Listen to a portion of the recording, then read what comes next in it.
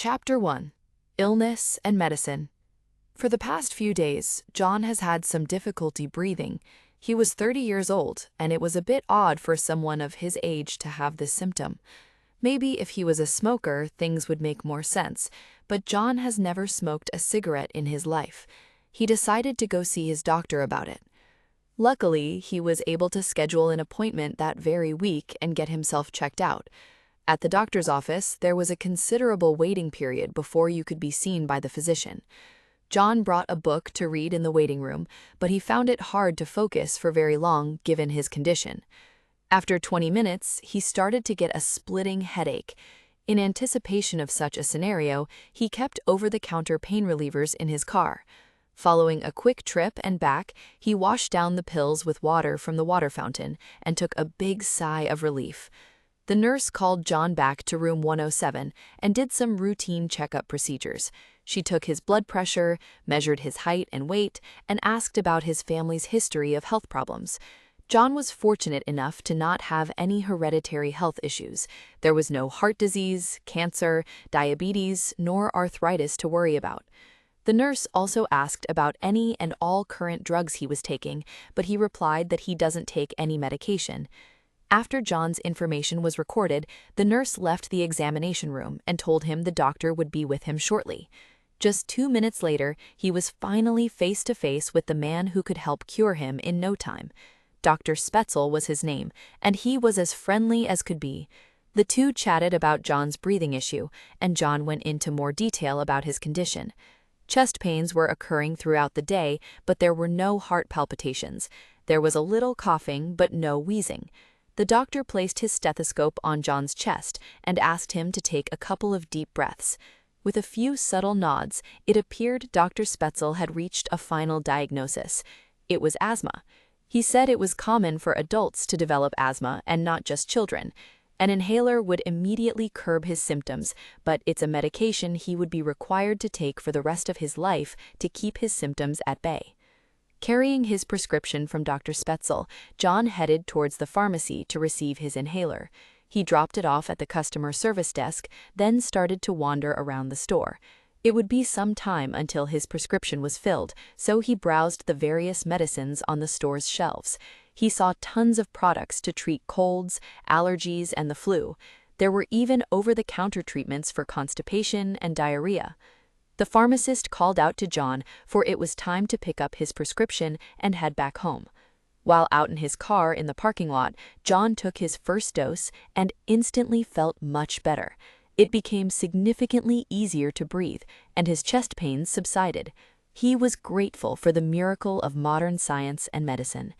Throughout the ordeal, it occurred to John how important his health and body were to him. Being in a constant state of bad health would make for a very poor quality of life. His diet would be the first place to start making improvements. Chapter 2: Food. John has been on a diet now for 4 weeks and has already lost 5 kilos. His new diet is very strict, but he follows it extremely closely. For breakfast, he eats a small bowl of oatmeal cooked in the microwave with either water or milk. He also has a serving of fruit with his oatmeal, like a banana, strawberries, or a mango. And of course, what breakfast would be complete without a cup of coffee? For lunch, John prefers to eat a light meal to maximize his weight loss, so he usually has a spinach salad. On top of his salad, he puts carrots, onions, cucumbers, croutons, and nuts. Dressing tends to have a lot of calories, so he adds just a small dab. If the salad does not fill him up, he'll also eat some soup. Usually it's tomato soup, as that is his favorite. For dinner, there are a few options available depending on what he wants that night. He can have a pasta and vegetable mix cooked in olive oil and Italian spices, or he can have rice and beans topped with a garlic and onion sauce. He can also have a Thai curry dish with kale and sweet potato. All choices require some cooking, but it's worth it in the end. All was going pretty well for John until the 5th week started. Like many of us, he works a stressful and demanding job, so there wasn't always enough time to prepare every meal. His energy started dropping, while his appetite and hunger started rising rapidly. Soon, the small bowl of oatmeal for breakfast became the large bowl of sugary cereal, and the black coffee was now drowned in a high-calorie coffee creamer. The salad for lunch turned into fast food meals, since John was always running late for meetings. Originally, he was drinking water with this meal, as well as every meal, but now it was soda. And dinner was just hopeless after a while. John would come home exhausted from work and could not bring himself to cook. Pizza, ice cream, French fries, and snacks were much easier choices and helped take his mind off all the anxiety. Several weeks later, he had regained all 5 kilos he had lost, and even gained an additional 5 kilos on top of that. The failure made John feel even worse. He vowed for his next diet that he would be even stricter and eat even less food. Unfortunately, he doesn't realize that the massive drop in calories is causing an equally massive dip in his energy levels and cravings for junk food. It would take many attempts before he finally learned that starting his diet with lots of healthy foods and slowly cutting down calories would be the wiser move. Chapter 3. Exercise. John decides that he should really start taking better care of himself by exercising. It will help manage his stress and even help him lose the extra weight he put on. Starting next week, he will begin a jogging routine where he will run 5 days a week. On the first day, he wakes up extra early before work and puts on his tennis shoes, eager to get started. After some basic stretches, the jogging starts and everything seems to go well. Within 2 minutes, however, John is out of breath. He's wheezing and his breathing becomes super heavy. And after just 5 minutes, the jogging is replaced by walking. While it would be easy to blame his asthma and call it quits, he admits the truth. He is out of shape. As time passes, days become weeks, weeks become months. John is now able to run continually for 30 minutes. Within a year or two, he could be running a marathon, he thinks.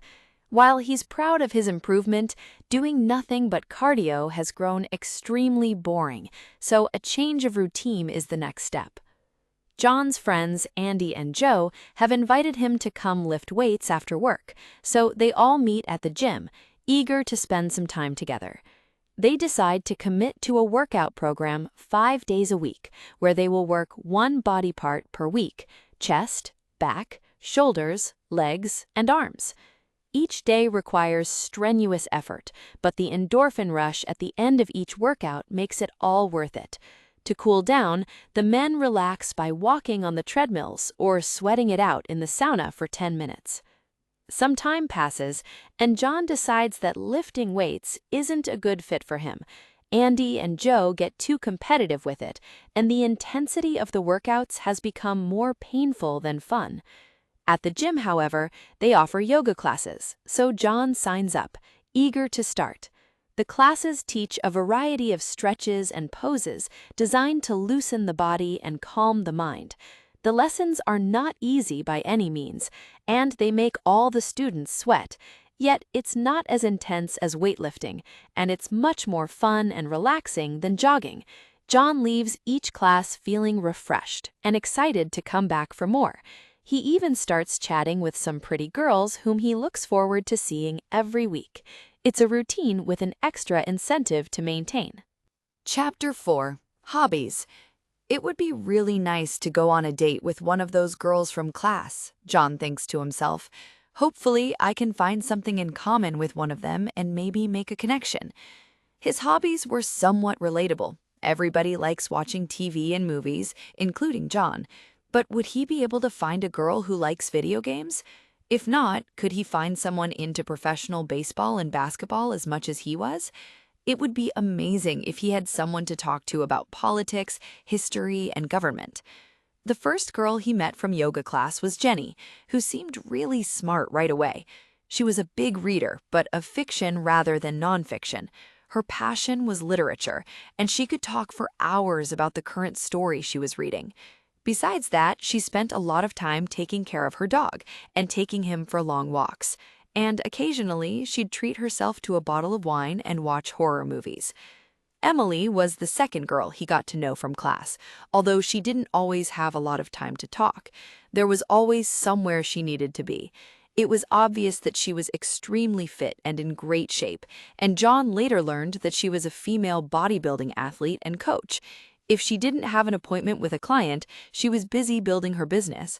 Emily had a big social media following and built a clothing brand that sold t-shirts, sweatshirts, hats, and accessories.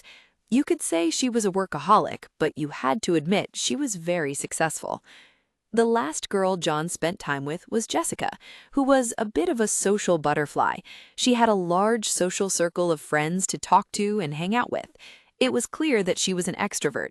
If she wasn't texting, she was out with friends, drinking and clubbing. On the occasion that she did decide to stay home, Jessica would watch Japanese anime and play video games.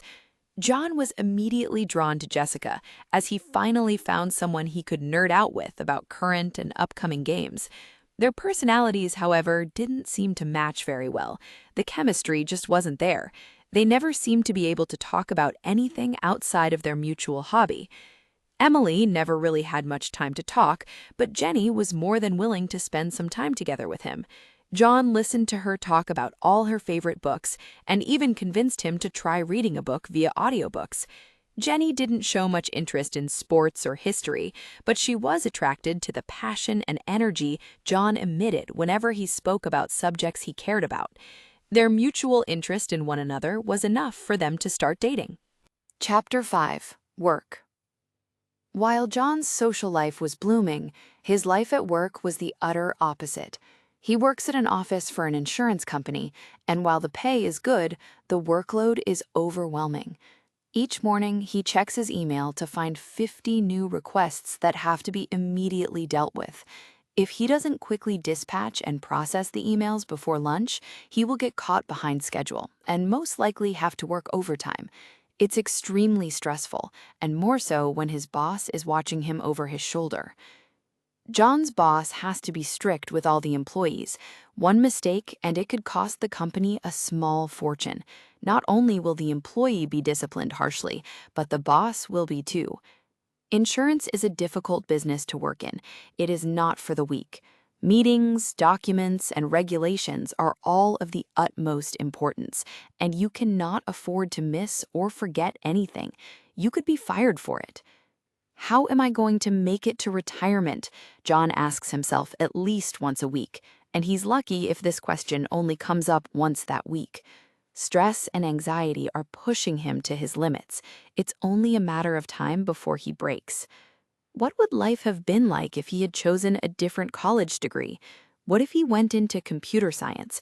Would he have enjoyed programming more? What if he pushed himself harder while playing for the college baseball team? Would he have made it to the professional level? What if he had made it as a pro gamer back in high school and got to play video games for a living? It would have been a dream come true. Life didn't turn out that way for John, unfortunately. He might be stuck with a job he hates, but at least he has hope things will change. Many of his coworkers seem to lack that same hope. Depression and anxiety are common in his workplace, but there are a handful of colleagues who are fun to talk to and crack jokes with to lighten the mood.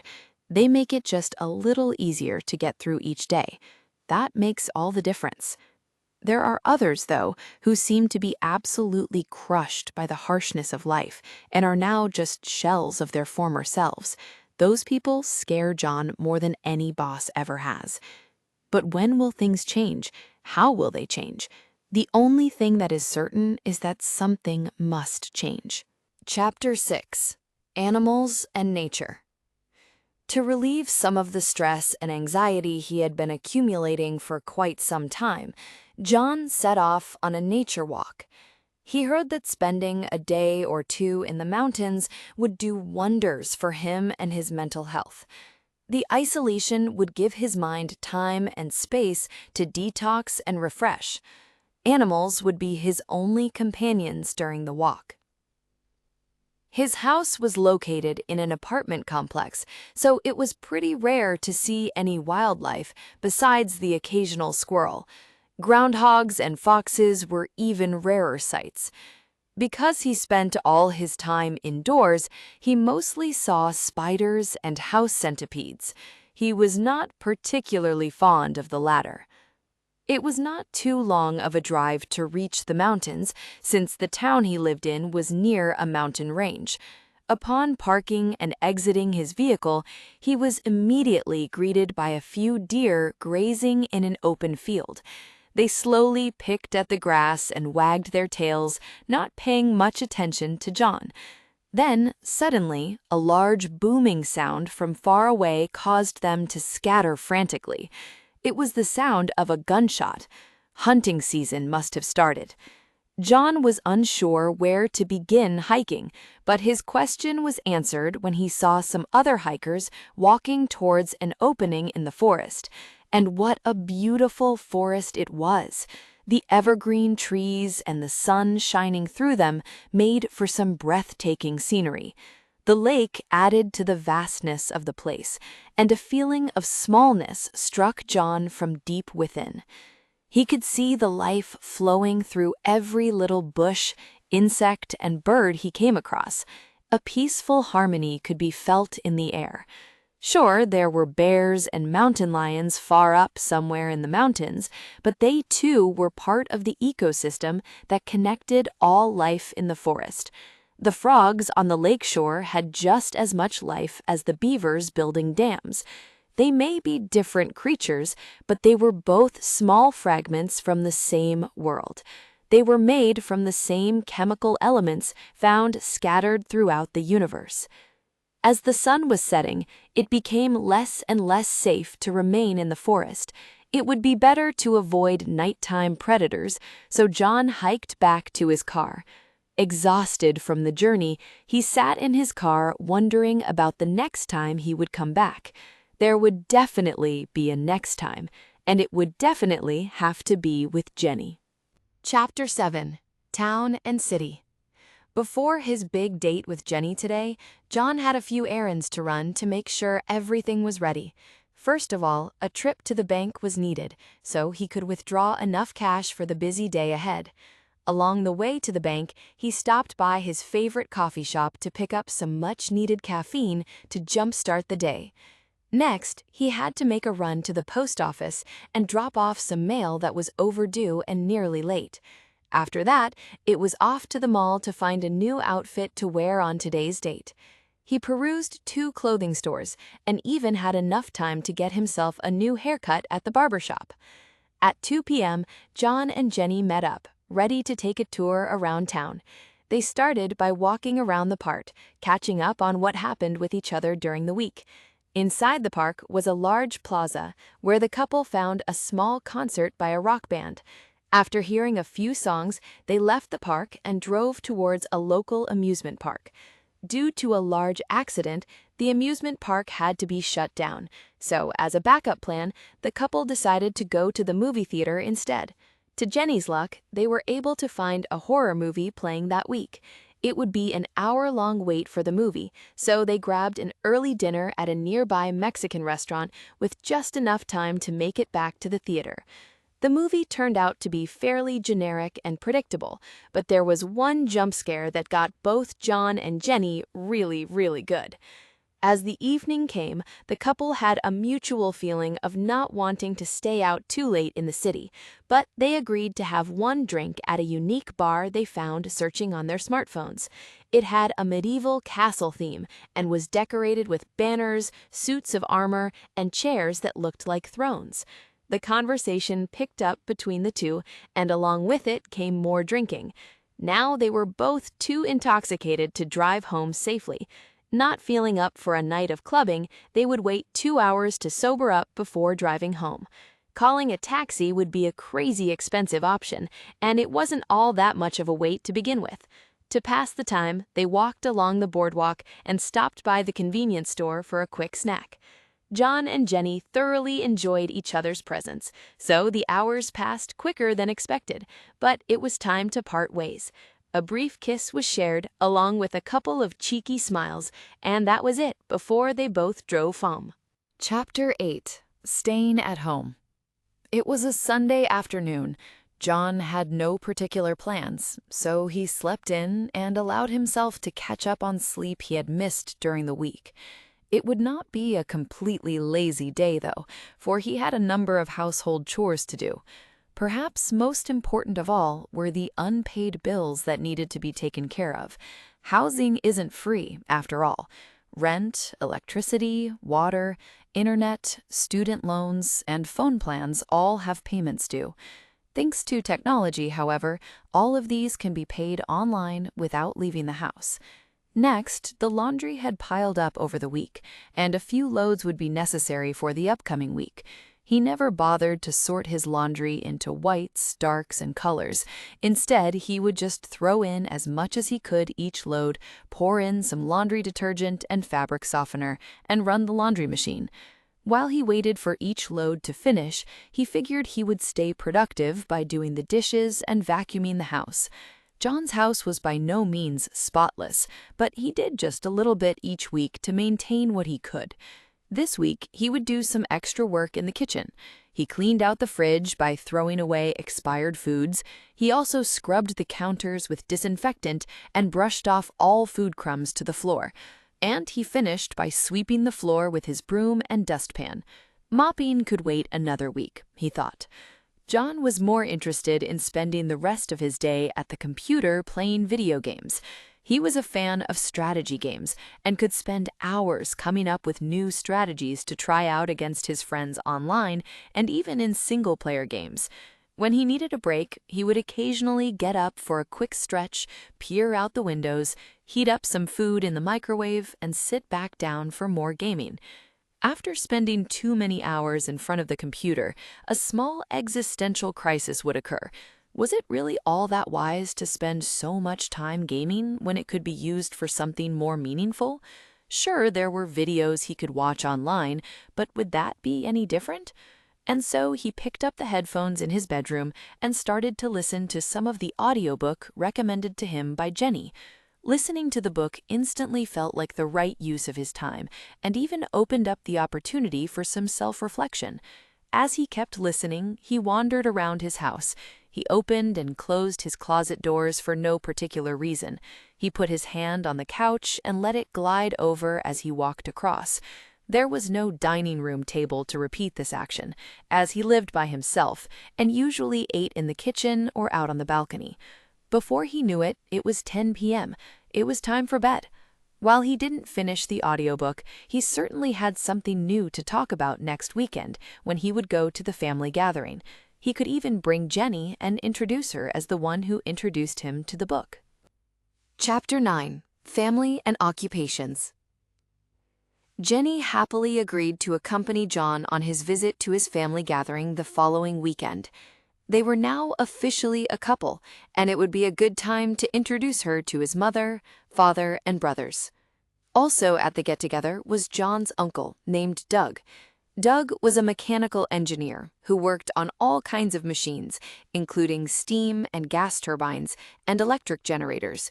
He was an extremely intelligent man who helped guide John in his younger years. While chatting with his uncle, he noticed his two cousins, Michael and Joanne, in the background. The three of them hung out quite frequently as kids and shared a lot of childhood memories. They grew apart as they got older, unfortunately, and lost contact with one another as they entered the workforce. Michael ended up working his way up to a management position at a retail store, and Joanne was a part-time hairdresser but a full-time mom. Jenny was obviously overwhelmed by all the new faces, but she was able to get to know at least one person at the event. This person was John's sister-in-law, Olivia. From the very get-go, the two hit it off and established an instant rapport. Jenny was a journalist by trade, and Olivia was a writer for a TV show that was produced by the same media company they both worked for. While they had seen each other around the office, they had never met until now. In the end, there were just too many people for Jenny to meet, and even for John to catch up with. They briefly said hello to his grandmother and aunts, but they never got the chance to greet his nieces and nephews. All the kids were busy playing together in the backyard. The family was able to take a group photo, which included Jenny, who was invited to join in. Every year, it's John's dad who is given the task to create the best family photo possible. Leaving the task to him makes sense, given that he's a professional photographer. The sun started going down, and the day was growing late. As everyone was leaving, John had another opportunity to speak with his Uncle Doug.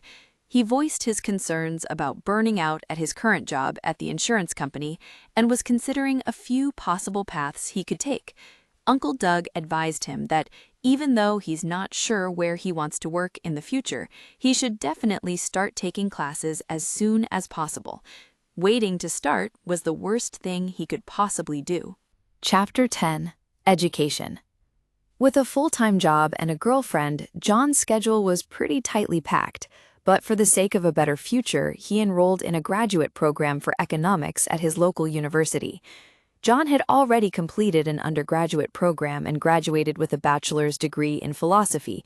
Yet, like most liberal arts degrees, it was not the greatest choice for seeking employment and starting a career. This time would be different. With much more experience and wisdom, this opportunity to further his education would not go wasted. A graduate program in economics was going to be a formidable challenge, but if he succeeded, the rewards would be great. The classes he took at community college would be a cakewalk compared to this. Intense study and perseverance would be required. The textbooks would often prove to be much more useful than the lectures. Some of the professors he had talked with such long-winded delivery that it was incredibly difficult to maintain focus in class. He could spend half the time reading chapters from the book and come away with double the information he got in the lecture hall. The teacher assistants, however, were most helpful, as they could explain complex concepts using very basic language. To make the information stick, serious work was needed to be done outside the classroom.